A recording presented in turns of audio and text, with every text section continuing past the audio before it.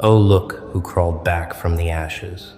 You, yes, you, the one they wrote off as crazy, unstable, unhinged, broken beyond repair.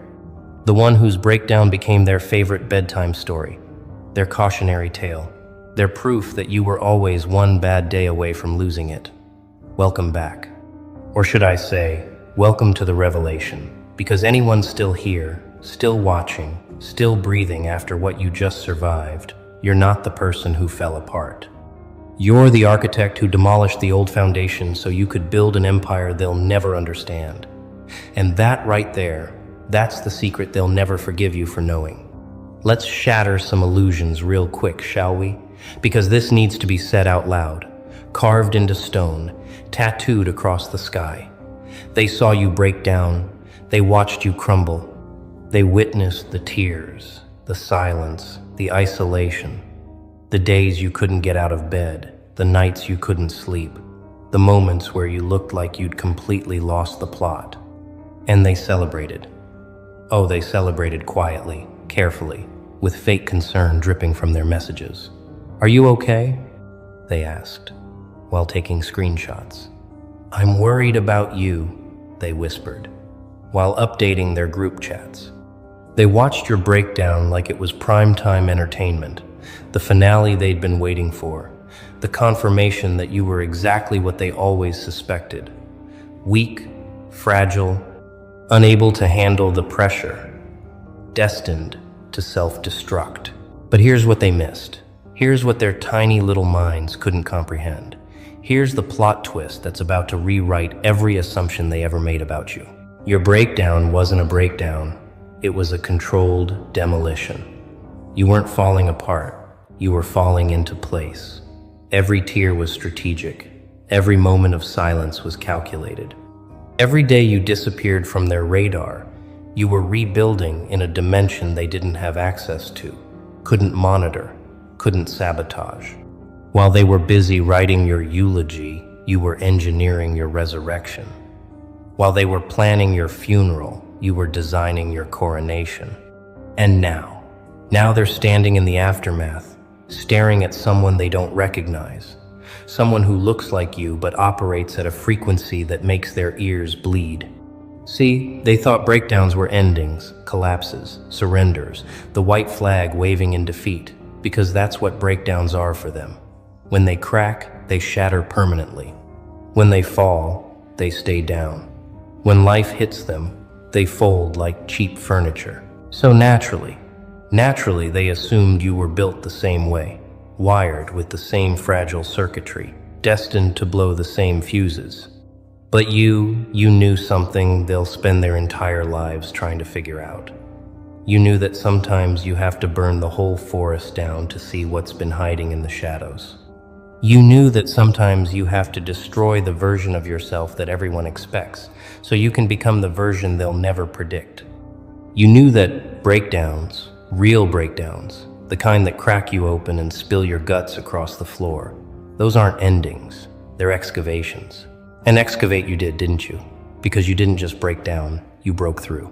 Through the lies you'd been telling yourself, through the people you'd been protecting, through the roles you'd been playing, through the masks you'd been wearing, through the expectations that were suffocating you, through the version of your life that looked perfect on the outside, but felt like a prison on the inside. You dismantled it all, piece by piece, relationship by relationship, belief by belief, until there was nothing left but the raw, unfiltered truth of who you actually are. And that terrified them. Oh, that terrified them more than your breakdown ever could. Because a broken person they could pity, they could manage, they could control. But a person who broke themselves open on purpose, who weaponized their own pain, who turned their trauma into clarity, that's a threat they don't have a manual for. They watched you withdraw and thought you were hiding in shame, licking your wounds, too embarrassed to show your face. But you weren't hiding, you were studying them, studying the patterns, studying who showed up and who disappeared, studying who sent superficial comfort and who actually checked in, studying who celebrated your suffering and who mourned your struggle. You were running the most brutal audit of your entire life. And honey, most of them failed spectacularly. They revealed themselves in your absence. Their masks slipped when they thought you weren't watching. Their true intentions bled through their fake concern. And you took notes, mental notes, soul notes, the kind of notes that don't need paper because they're burned into your memory forever. You see, strategic breakdowns require one thing most people don't have: the ability to stay conscious while everything falls apart. Most people black out during their breakdowns. They dissociate. They numb, they run, they cope, they medicate, they distract. But you stayed awake. You felt every single second of that pain. You sat in the fire and watched yourself burn, not because you're masochistic, but because you knew that the only way to kill what was killing you was to let it burn completely. No half measures. No saving scraps of the old life. No clinging to people who were slowly poisoning you. You torched it all and stood there, fireproof, watching everyone panic because they realized you weren't asking for saving. You were doing the saving yourself, and they weren't included in the rescue plan. Now let's talk about what they saw versus what was actually happening. Because this gap, this chasm, this Grand Canyon of misunderstanding is where your power lives. They saw isolation. You were creating boundaries. They saw silence. You were conserving energy. They saw withdrawal. You were strategically positioning. They saw tears. You were releasing toxins. They saw breakdown. You were breaking through. They saw weakness. You were shedding dead weight. They saw chaos. You were reorganizing. They saw ending. You were beginning. Every single thing they interpreted as your failure was actually your upgrade in progress. And the fact that they couldn't see it, couldn't recognize it, couldn't comprehend it, that just proves how far ahead of them you already were. And here's the kicker. Here's the part that's going to haunt them forever. You let them think they were right. You let them believe their narrative. You let them spread their rumors, update their theories, convince each other that you'd finally lost it. You didn't defend yourself. You didn't correct them. You didn't post clarifications or send paragraph texts explaining your side. You just disappeared into your breakdown like it was a cocoon. And while they were outside taking bets on whether you'd ever recover, you were inside completely rewiring your entire existence. The caterpillar doesn't announce its transformation. It just emerges as a butterfly and makes everyone who doubted it look foolish. You did exactly that, except your wings are sharper, your flight is higher, and your destination is somewhere they'll never reach. They thought they were watching you crumble, but they were actually watching you shed. Shed the people who only loved the version of you that served them. Shed the environments that demanded you stay small. Shed the beliefs that kept you trapped. Shed the guilt that wasn't yours to carry. Shed the shame that was planted by people who couldn't handle your light. Shed the need for validation from people who were never going to give it. Shed the parts of yourself that were built to please others and suffocate you. Every tear was a release. Every sleepless night was a purge. Every moment of silence was a recalibration. You weren't breaking. You were breaking free. And the chains you shattered, they're still lying on the ground where you left them, rusting, useless, evidence of a prison that no longer exists. Let's get into the traps, shall we? Because this is where it gets delicious. This is where your genius really shines. While they thought you were at your weakest, you were setting snares they didn't even know existed. You stopped arguing. Trap 1. Now they have no ammunition, no screenshots, no receipts of you being defensive or aggressive. You stopped explaining yourself. Trap 2. Now they look insane, trying to justify their version of events without your participation. You stopped showing up to places they expected you. Trap 3. Now they're obsessing over your absence instead of living their own lives. You stopped reacting to their provocations. Trap 4. Now they look desperate, pathetic, trying to get a response from someone who's moved on. Every move you didn't make was a trap, and they walked into all of them, willingly, eagerly. because they were so convinced you were broken that they didn't realize you were playing chess while they were still learning checkers. And the strategy of it all is truly masterful, because you knew something fundamental about human nature that most people ignore. You knew that people will always reveal their true selves when they think you're powerless. When they think you're down, defeated, unable to fight back. That's when the masks come off. That's when the fake friends stop pretending. That's when the jealous ones celebrate. That's when the manipulators lose interest. That's when the opportunists move on. That's when the truth emerges, raw and ugly and undeniable. And you needed to see that truth. You needed to know exactly who you were dealing with. So you created the conditions for them to expose themselves, and they did, spectacularly, enthusiastically, without a single shred of self-awareness. You see, most people waste their breakdowns. They thrash around in the pain, make impulsive decisions, burn bridges they'll regret, say things they can't take back, damage their reputation, sabotage their future. But not you. You weaponized yours. You turned your lowest point into a laboratory. You used your pain as a filter, your struggle as a test, your absence as a mirror. And what did you discover? You discovered that half the people in your life were only there for the show. You discovered that most of your relationships were transactional. You discovered that the ones who claimed to love you couldn't handle you when you weren't performing. You discovered that your success threatened more people than it inspired. You discovered that your authenticity made people uncomfortable. You discovered that the life you were living was designed to make everyone else comfortable at the expense of your soul. Now they're scrambling, aren't they? Now they're panicking. Now they're trying to backtrack, rewrite history, pretend they were always on your side.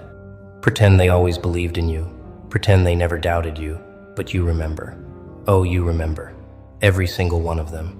You remember who went silent when you needed support. You remember who spread rumors when you needed grace. You remember who laughed when you needed compassion. You remember who disappeared when you needed presence. You remember who weaponized your vulnerability when you needed protection. And that memory, that crystal clear memory of who showed their true colors during your darkest hour, that's your armor now, impenetrable, unbreakable, forged in the fire they thought would consume you. Let's talk about what happens after a strategic breakdown, because this is where the real transformation becomes visible. This is where your power stops being potential and starts being actual. You emerge different. Not just healed, not just recovered, but fundamentally altered at a molecular level. Your tolerance for nonsense drops to zero. Your ability to detect lies becomes supernatural. Your boundaries become walls that nothing can scale. Your energy becomes precious, reserved only for people and projects that deserve it. Your time becomes sacred, no longer wasted on people who don't value it. Your peace becomes non-negotiable, protected with a ferocity that scares people who are used to disturbing it. You become someone new, someone they don't recognize, someone they can't manipulate, someone they can't predict, someone they can't control. And that drives them absolutely insane, doesn't it? Because they were counting on you staying broken, staying small, staying accessible, staying the same. They needed you to be the person they could always rely on to shrink so they could feel big. They needed you to be the person who would always forgive so they could keep betraying. They needed you to be the person who would always explain so they could keep misunderstanding. They needed you to be the person who would always stay so they could keep leaving. But you broke that cycle. You shattered that pattern. You refused to play that role. And now they're standing there, holding scripts for a play you're no longer performing in, wondering why you won't read your lines, why you won't take your cues, why you won't react the way you used to. Here's what they're realizing now, slowly, painfully, in moments that wake them up at 3 a.m. covered in cold sweat. They're realizing that your breakdown wasn't about them at all. It was about you, about your evolution, about your liberation, about your refusal to continue living a lie just because the truth was uncomfortable. They're realizing that you didn't break because of them.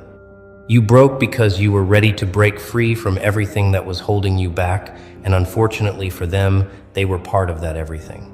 They're realizing that the person they thought they knew, the person they thought they could predict, the person they thought they had figured out, that person died in that breakdown, and the person who emerged from the ashes is playing a completely different game with completely different rules on a completely different level. And the traps keep working, don't they? Because you're not even trying anymore, and they're still caught. They check your social media looking for signs of struggle, but all they find is silence or strategic glimpses of a life they're no longer part of. Trap sprung. They try to reach out with casual messages, testing if you're still accessible, but you either don't respond or respond so briefly that it's clear you've moved on. Trap sprung. They try to use mutual friends to get information about you, but those friends either don't know or won't tell because they respect your privacy now. Trap sprung. They try to recreate the dynamics you used to have, but you're not participating, not engaging, not giving them the satisfaction of your energy. Trap sprung. Every attempt they make to pull you back into the old patterns just reinforces how far you've traveled, how much you've changed, how completely you've transformed. You know what the most beautiful part of this whole strategy is? The part that makes it absolutely genius. The part that elevates it from survival tactic to masterpiece. You're not angry anymore. You're not bitter. You're not resentful. You're not seeking revenge. You're not trying to prove them wrong. You're not waiting for apologies. You're not hoping they'll finally understand. You've transcended all of that. You've moved so far past the need for their validation, their acknowledgement, their comprehension, that they've become irrelevant. They're ghosts in a house you no longer live in. They're echoes in a canyon you've already crossed. They're memories in a chapter you've already closed. And that indifference, that genuine lack of emotional investment in their opinion of you, that's the ultimate power move they never saw coming. Because they were expecting anger, they were prepared for anger. They could have handled anger. Anger would have meant they still mattered, still had impact, still occupied space in your mind. But indifference. Indifference is the void where their significance used to be. Indifference is the silence that screams louder than any words ever could. Indifference is the proof that you've healed so completely that they're not even a scar, just a story, just a lesson, just a stepping stone you use to get to where you are now. And they can't fight indifference. They can't manipulate indifference. They can't guilt trip indifference. They can't gaslight indifference. Indifference is the fortress they'll never breach, and you built it during that breakdown they thought was your destruction. Let's address the elephant in the room, the question they're all asking but too proud to say out loud. How did you do it? How did you turn a breakdown into a breakthrough? How did you weaponize your own pain? How did you emerge stronger instead of shattered? How did you transform while they stayed the same? The answer is going to frustrate them because it's simple, brutally simple, so simple they'll refuse to believe it. You stopped fighting the breakdown and started using it. You stopped resisting the pain and started learning from it. You stopped running from the truth and started facing it. You stopped protecting people who hurt you and started protecting yourself. You stopped trying to save relationships that were killing you and started saving yourself. You stopped performing strength and started building it. You stopped faking recovery and started actually healing. You made a decision that most people are too scared to make. The decision to let everything fall apart so you could see what was worth putting back together. And you know what you discovered? Most of it wasn't. Most of the relationships weren't worth saving. Most of the beliefs weren't worth keeping. Most of the patterns weren't worth repeating. Most of the people weren't worth fighting for. Most of the versions of yourself you were trying to maintain weren't even you. They were costumes. They were performances. They were sacrifices you made to keep everyone else comfortable while you suffocated. And when you let it all burn, when you allowed the breakdown to do its work, you found something underneath all that rubble. You found yourself, the real you, the uncensored you, the unapologetic you, The you that doesn't need permission or validation or approval to exist. And that you, that authentic core self that emerged from the breakdown, that's the you they're dealing with now, and they don't have a playbook for it. They don't have tactics that work on someone who's already been to the bottom and climbed back up. They don't have manipulation techniques that land on someone who's seen through every illusion. They don't have guilt trips that affect someone who's released all false obligations. They don't have fear tactics that scare someone who's already faced their worst nightmares. They don't have anything that works on you anymore, and that realization, that slow dawning understanding that you're immune to their old tricks, that's what's keeping them up at night. That's what's making them question everything. That's what's making them realize they lost something they'll never get back. They lost access. Access to your energy. Access to your attention. Access to your emotional labor. Access to your forgiveness. Access to your tolerance. Access to your space. Access to your future. They lost it all during that breakdown, and they didn't even realize it was happening until it was too late. They thought you were falling apart when you were actually falling away from them, creating distance, building walls, changing locks, burning bridges, severing ties, cutting cords.